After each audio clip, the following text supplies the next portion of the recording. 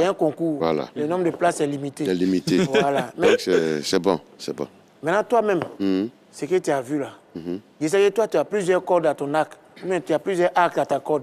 Il faut choisir ce qui t'arrange. Tu fais humour, tu es metteur en scène, tu es conteur. Voilà, moi, c'est côté conteur. Là. Les enfants, là, on a déjà fait les trucs bêtes, on a ri. Côté conte, là, est-ce que tu peux... On est au village aujourd'hui, on est en vacances au village. Les enfants nous regardent en ville, tout le monde nous regarde. Est-ce que tu peux nous faire un petit conte, un contelette, une contelette, un contelette? Un petit conte. Un petit conte. Ah, d'accord. Voilà. Petit conte. 1, 2, 3. Anoumagle, oh, Anoumagle. Anoumagle, oh, Anoumagle. On en dit baguette, oh, Anoumagle.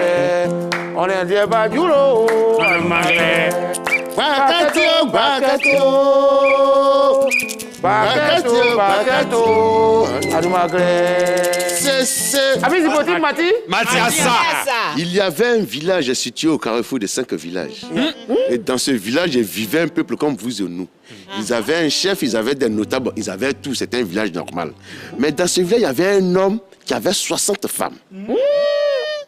Oui, un seul homme.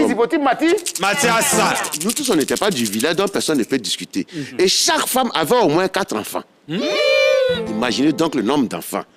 Tous les enfants de ce monsieur aimaient travailler. Ils aimaient les travaux champêtres. Ils aimaient faire tout ce qu'il y avait comme travail au champ, à la maison, au village. Sauf un. Bokri Zaboto. Il n'aimait pas travailler. Bokri Zaboto était tout ce qu'on pouvait appeler, mais loin des travailleurs. Il était paresseux. Il était... Je ne sais pas. Et que vous savez même que quand tu n'aimes pas travailler, quand tu es paresseux, naît en toi certains petits comportements. Tu peux devenir voleur. Tu peux devenir menteur. Tu peux devenir escroc. Et Bokri Zaboto était tout ce qui était mauvais qu'on pouvait citer dans le monde. Et Bokri Zaboto était tellement dangereux qu'on l'appelait vent violent. Bokri Zaboto pouvait passer à côté de toi et puis prendre toute la viande qui était dans ta sauce sans toucher la marmite.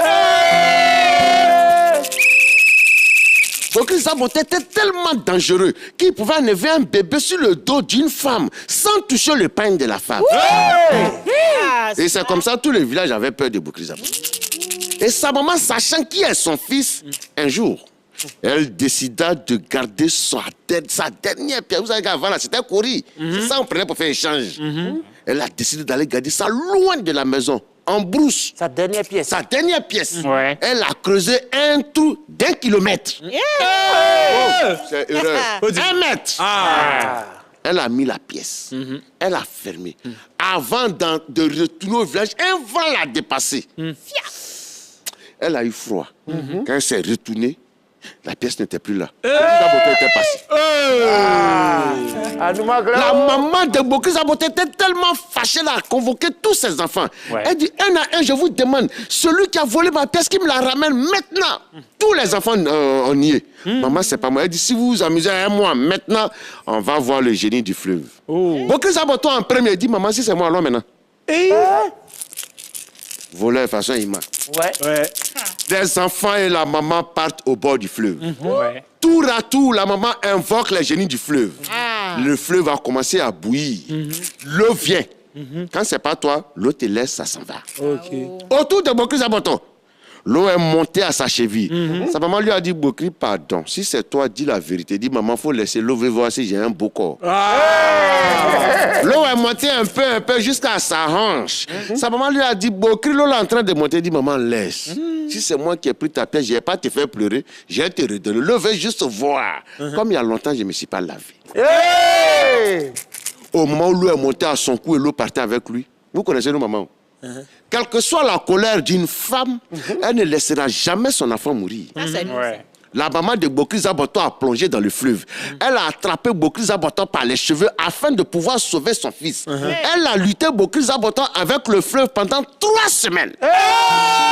Je ne diminue pas, c'était vrai. Heureusement que ce n'est pas tant de perruques. Mais que peut une femme, même déterminée, devant une eau qu'elle-même elle a invoquée? C'est ainsi que l'eau est partie avec Bokri Zaboto. Et c'est les cheveux de Bokri Zaboto qui ont blessé sa maman dans la main. Voilà pourquoi, depuis ce jour-là, on a les traces dans la main comme ça.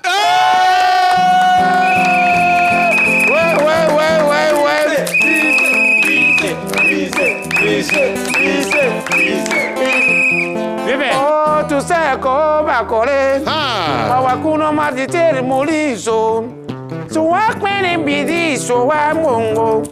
Et c'est comme ça que nous recevons nos invités ici dans nos villages. L'étranger ayant fait ses comptes merveilleux, nous allons maintenant passer à une autre rubrique. La rubrique s'appelle Yes, Yes, I chante. On va chanter. D'accord? Il n'y a pas de problème. Yes, I chante.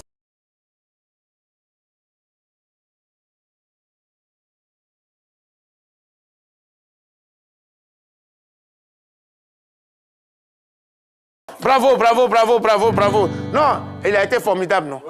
Ouais, il est exceptionnel, notre invité. Ouais. Étranger, c'est l'homme, hein? Ah ouais, merci beaucoup. Ouais. Nous, on le voyait en matière seulement là. Déjà, il sait faire les comptes, vraiment. Hein? Quelle est la moralité de ce compte? Donc, la moralité de ce compte, c'est dire que, quelle que soit la situation de la vie, il faut toujours être honnête.